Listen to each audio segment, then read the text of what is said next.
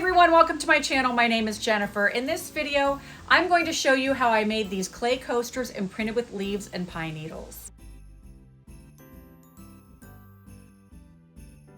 This craft is part of my Christmas countdown going on right now. This year I'm featuring items commonly found in nature. Most of the projects are easy and inexpensive to make, so if you're interested in trying this one out, stay with me and I'll walk you through each step. The first thing I did was head outside to my backyard to gather a few supplies. I'm filming this project in July, so everything is green and beautiful right now. I have a poinsettia plant left over from Christmas, and I plucked a few leaves off in various sizes. I also have a winterberry bush, which I think would be nice to use as well. The berries are a bit on the small side right now, but I think they'll do, but you could always fake this part by using a small round object to push into the clay. The last thing I grabbed before heading inside was a small branch from this tiny pine tree. You might have other interesting leaves or plants growing in your area, so look for anything that you'd like to use. The only supply I had to purchase was this 5-pound tub of air-dry clay from Crayola. I found it on Amazon for around $11, and I'll link it in the description for your convenience.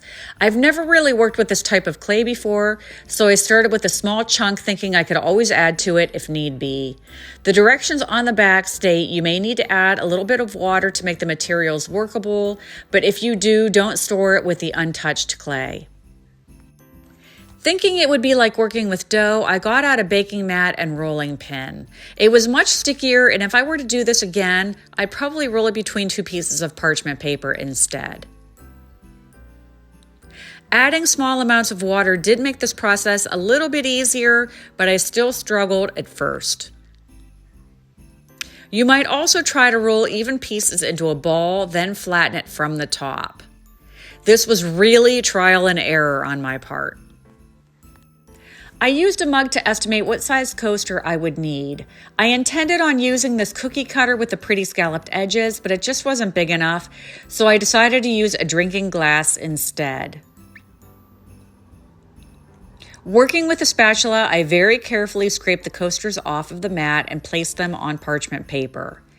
I added water to my fingertips to gently smooth out the tops of each before lightly pressing the pine needles on top, followed by the winterberry and poinsettia leaves.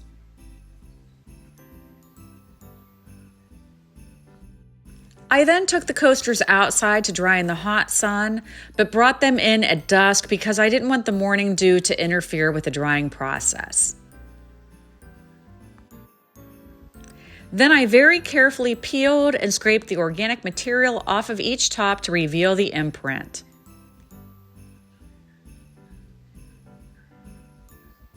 After that, I got out my acrylic paints to add some color.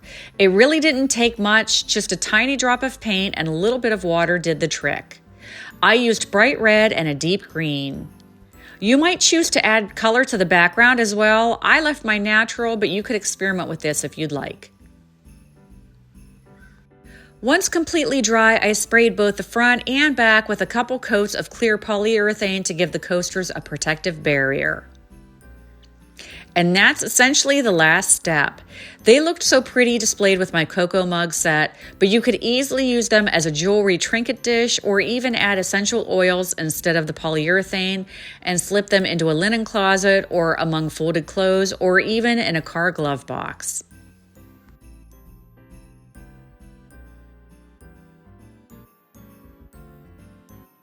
So let me know in the comments if you plan to try today's craft, and if so, how would you customize or use yours differently? I still have a lineup of crafts coming up in this countdown, so don't forget to follow to see what's included. You can also find me on TikTok, Instagram, and Facebook as well. As always, thanks so much for watching. Until next time, take care.